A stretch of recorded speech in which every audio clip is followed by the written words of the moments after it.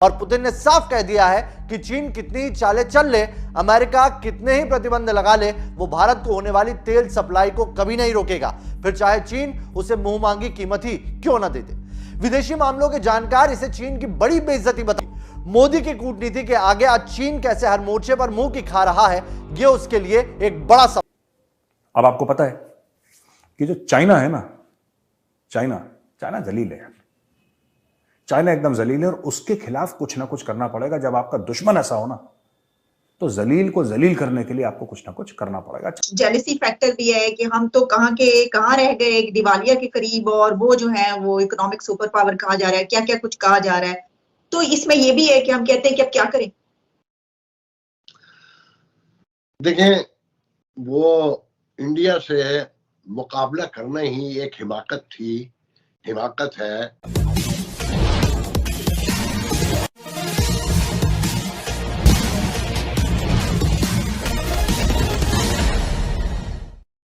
भारत जो आज आर्थिक प्रगति कर रहा है, चीन को यह नहीं सुहा रहा है।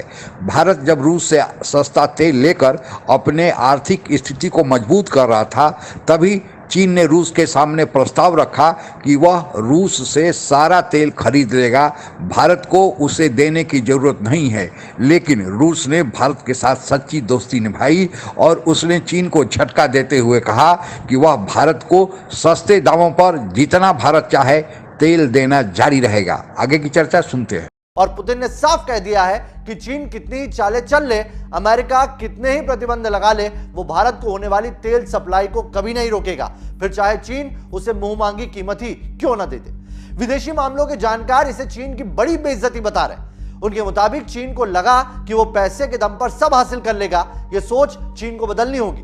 मोदी की कूटनीति के आगे आज चीन कैसे हर मोर्चे पर मुंह की खा रहा है, ये उसके लिए एक बड़ा सबक है। भारत जहां एक तरफ वसुधैव कुटुंबकम का संदेश पूरी दुनिया को दे रहा है, वहीं पीएम मोदी की अगुवाई में भारत ने दुनिया को यह भी बता दिया है कि उसके लिए देश हित सर्वोपरि।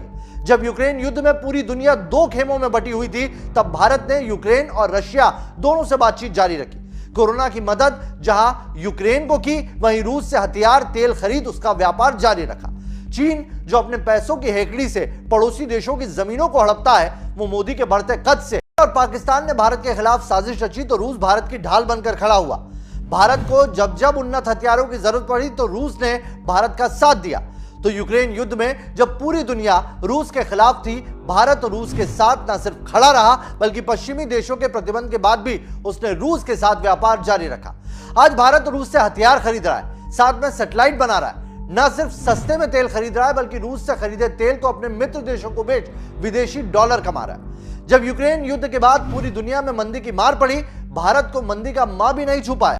जेलसी फैक्टर भी है कि हम तो कहाँ रह गए, एक दिवालिया के करीब, और वो जो है वो इकोनॉमिक सुपर पावर कहा जा रहा है, क्या क्या कुछ कहा जा रहा है। तो इसमें ये भी है कि हम कहते हैं कि अब क्या करें।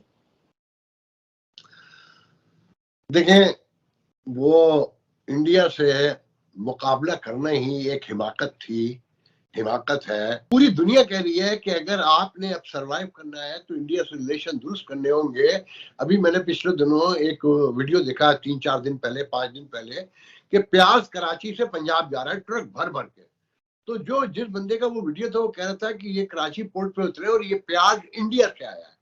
तो इंडिया से वो डायरेक्ट आया है, वो वाघा से आया होगा, वो उधर से दुबई के रास्ते आया होगा, आपने डॉलर में पैसे पे किए होंगे।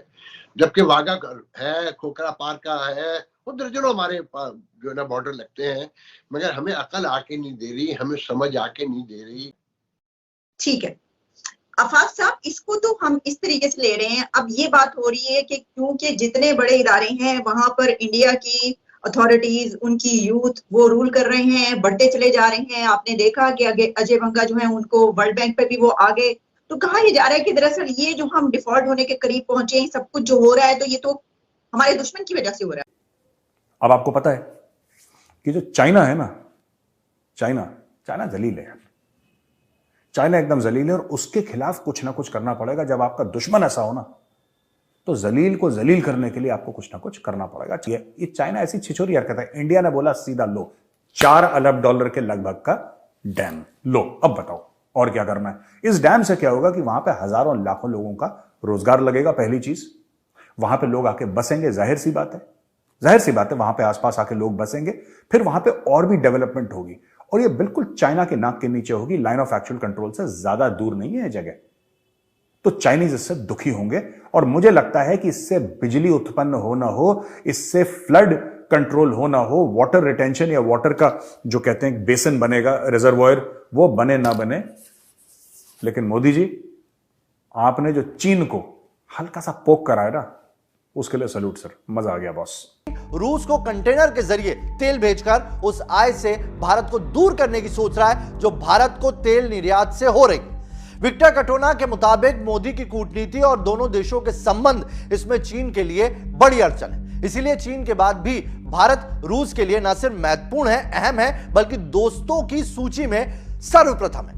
यही नहीं, केपलर के विक्टर के मुताबिक भारत तक की यात्रा काफी छोटी है। जो भी चीन की परेशानी कार खरीदता है तो इसकी सबसे बड़ी वजह उसका सकारात्मक रवैया है। पश्चिमी देशों, खासकर अगर अमेरिका की बात करें, तो उससे व्यापार करने, हथियार खरीदने में अक्सर प्रतिबंधों का डर लगा रहता है। अगर रूस के साथ ऐसा नहीं है। सन 1960 के दशक में ऐसा हुआ था जब भारत ने रूस से पहली बार मिग फाइटर जेट्स खरीदे थे। सन 1965 और 71 में जब पाकिस्तान के साथ युद्ध हुआ तो अमेरिका ने हथियार देना तक बंद कर दिया। इसके बाद 1974 और 1998 में जब भारत ने परमाणु परीक्षण किए तो अमेरिका समेत कई देशों ने प्रतिबंध लगा दिए, जबकि रूस भारत के साथ खड़ा रहा और रूस ने भारत के साथ व्यापार जारी रखा। रूस भारत को न्यूक्लियर रिएक्टर्स के लिए मदद करने के लिए भी उस वक्त राजी हुआ। सन 1974 में तारापुर प्लांट के लिए जरूरी हैवी वाटर देने से अमेरिका और कनाडा ने मना कर दिया था, लेकिन रूस ने ऐसा नहीं किया। भारत ने 1960 से 1990 तक 35 अरब डॉलर के रक्षा उपकरण खरीदे थे। ऐतिहासिक तौर पर ये उपकरण बिना पेमेंट के खरीदे गए थे। रूबल की जगह भारत ने रुपयों में इसकी पेमेंट की।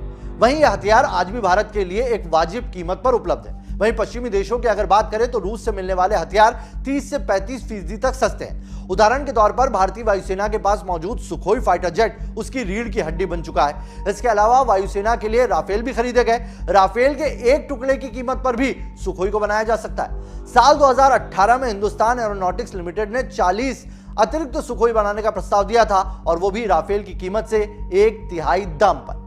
साथ ही रूस भारत के साथ अपनी टेक्नोलॉजी भी साझा करता है। सोवियत संघ के समय से ही भारत के साथ संबंध रूस के अच्छे रहे हैं। आप लोगों को पता ही होगा कि सोवियत संघ 1991 में टूटा और रूस सहित कुल 15 देश बने। 1971 में तो रूस ने, जो उस समय सोवियत संघ था, हद ही कर दिया। जब पूरी दुनिया पाकिस्तान के साथ थी तब सोवियत संघ अकेले भारत के पीछे खड़ा रहा और भारत ने पाकिस्तान को 2 टुकड़े करके बांग्लादेश का जन्म कर दिया। भारत के 67% रक्षा जरूरतों का सामान भारत रूस से लेता है। शुरुआती दिनों में भारत जब आज़ाद हुआ था उस समय जितनी भी हैवी इंडस्ट्री थी, विशेषकर जो आयरन फैक्ट्रीज हैं, वह सारी रूस द्वारा भारत में लगाई गई थी। रूस ने भारत में परमाणु संयंत्र बनाने में भी मदद किया था और रूस तो कश्मीर के मसले पर कई बार भारत के पक्ष में वीटो कर चुका है। रूस ही पहला सुपर पावर देश है जो भारत को सिक्योरिटी काउंसिल में अस्थायी सदस्यता देने के लिए आवाज़ उठाया था। आज रूस यूक्रेन युद्ध में फंसा हुआ है, भारत को सस्ते दामों पर तेल दे रहा है, भारत भी रूस की मदद कर रहा है। भारत चाह रहा है कि रूस और यूक्रेन युद्ध का समाधान हो जाए, लेकिन अमेरिका सहित जितने भी पश्चिमी देश हैं वे यूक्रेन को ताबड़तोड़ हथियार दे रहे हैं। इसलिए यह मसला नहीं सुलझ पा रहा है और यही कारण है कि भारत भी अपनी हाथ पीछे किए हुए है और रूस की भर्त्सना नहीं कर रहा है। इसी बीच मौका देखकर चीन ने एक दाव खेला कि भारत की जो आर्थिक व्यवस्था दिनों दिन ऊपर जा रही है, चीन पिछड़ते जा रहा है, तो क्यों न भारत की अर्थव्यवस्था को खोखला करने के लिए, जो भारत सस्ते दामों पर तेल खरीद रहा है, चीन जो जितना रूस का तेल है सब खरीद ले कि भारत को सस्ते दामों पर तेल न मिले और भारत को ऊंचे दामों पर दुनिया से तेल खरीदना पड़े, भारत की अर्थव्यवस्था कमजोर हो। लेकिन रूस ने चीन को मना कर दिया कि भारत जैसे दोस्त को चीन के लिए वह नहीं छोड़ सकता। यही असली दोस्त की पहचान है। इसके अलावा भी भारत सरकार ने जो अरुणाचल प्रदेश में जो परियोजना शुरू की है, बिजली परियोजना, और साथ ही भारत और जापान एयर एक्सरसाइज हो रहा है, यह चीन के लिए तीसरा बड़ा झटका एक सप्ताह के अंदर है। आज के लिए बस इतना ही। जय हिंद। आप अगर हमसे जुड़ा रहना चाहते हैं तो कृपया मेरे चैनल को सब्सक्राइब करें तथा बेल आइकन भी दबा दें ताकि नई वीडियो की जानकारी तुरंत आप तक पहुंच जाए। धन्यवाद। जय हिंद।